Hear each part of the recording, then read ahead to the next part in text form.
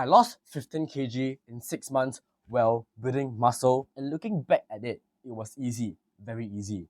And in this video, I'll share my exact process, the steps I took, and how you can make it happen for yourself too. And if you would like more personalized help, stick around until the end of the video.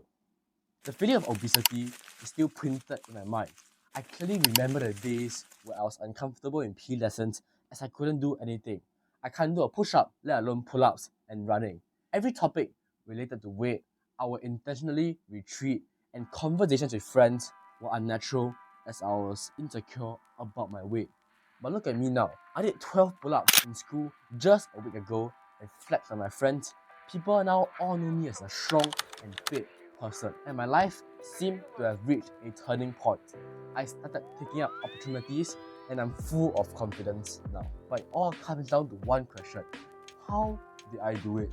But before we get there, let me tell you the story behind all of this. I was overweight ever since a young age. I was insecure.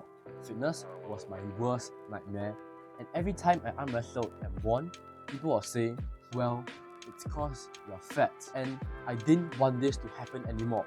So I tried out everything you can imagine. I tried out diets, I tried skipping meals, I tried spamming cardio, you name it, but none of them worked. My weight went from 87 kg to 91 kg after trying all these weight loss methods. Now you can laugh at me for this, but if you go and try all those weight loss methods, you might experience similar results. One day, I told myself, look, enough is enough. I'm going to figure this out myself and not follow what people say online. And so I started, and I did not know that was the very day my life started to change for the better. Which leads me to my next point: how I lost 15 kg. I lost 15 kg by changing 3 areas in my life, and they are all very easy. The biggest game changer? Well, I stopped following the random advice online and stuck to my own weight loss plan. I stopped skipping meals. I went on and started what I called the rhythm diet, and it's unlike anything you've ever heard before. Let me break down the rhythm diet for you. First of all, cut down on sweet drinks and do not consume snacks. This is a non-negotiable. No sweet drinks, no snacks. Why? Research has shown that a few hundred calories in sweet drinks and a few hundred calories on solid foods is completely different. One makes you full and one makes you crave for more food. Another thing I did was to eat less during dinner. This is very important for me. Now I know that people online have been saying that, oh, as long as your total calorie intake remains the same, you're good. This is wrong, especially for teenagers. Now I can't deny that you should eat enough for breakfast and lunch as you are still growing, but sometimes for dinner, you should just cut down your volume for a bit. You know you're doing something right when you feel hungry around an hour before bedtime. The last thing about the rhythm diet is unfortunate, and that is you can't have cheat meals during the rhythm diet. When people online say that, oh, you can have cheat meals as this will make you more consistent, maybe it works for them, but for me, it just seems annoying, and I hate to say it, it feels stupid to me. Just imagine that you have saved up a few thousand calories and you consumed it in one meal. Isn't that just not worth it? What's the point of cutting when you could just consume all those calories back in one meal? So avoid cheat meals as much as possible. But of course, this is my personal advice. It might not work for you, and cheat meals might work for you, but I still strongly recommend that you should not have cheat meals. Now, when your eating plan changed, so will your exercise plan, which is the second area of your life. Now, don't get me wrong, I'm not talking about going to the gym.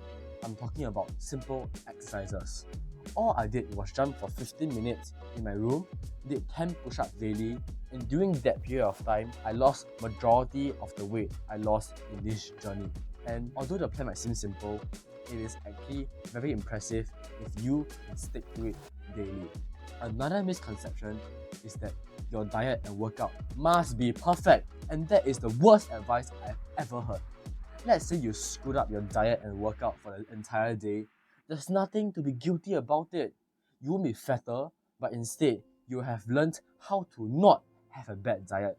and how to not have a bad workout. And these are far more valuable than that extra 500 calories you consumed. But of course, I'm not saying this so you can eat as much as possible and not work out and not have a diet for your whole life. The last point, which is my secret to weight loss, and that is that you need to maintain a positive mindset. I have not seen any other weight loss coach teach other people about this, at least not for teenagers. Why? Let's say you're always thinking, oh, I'm fat today, I feel heavier today, my weight will not go down. Instead of going for a change, you'll be trapped in this mental loophole and you'll feel worse and worse day in and day out. And of course, coming along with this, it is a drop in motivation, and soon, instead of losing weight, you will gain weight if you are stuck in this mental loophole. Let me give you an example. Let's say you have unrealistic goals, which is a bad mindset. It will cause you to be impatient when you don't see your weight going down quickly, and this will cause you to be stuck in the mental loophole that I've mentioned just now. If you are feeling stuck in your weight loss journey, I offer personalized coaching to help teenagers like you achieve your weight loss goals. DM me on Instagram or click the link in the description below to get started. As always, keep pushing, keep grinding. We're in this together.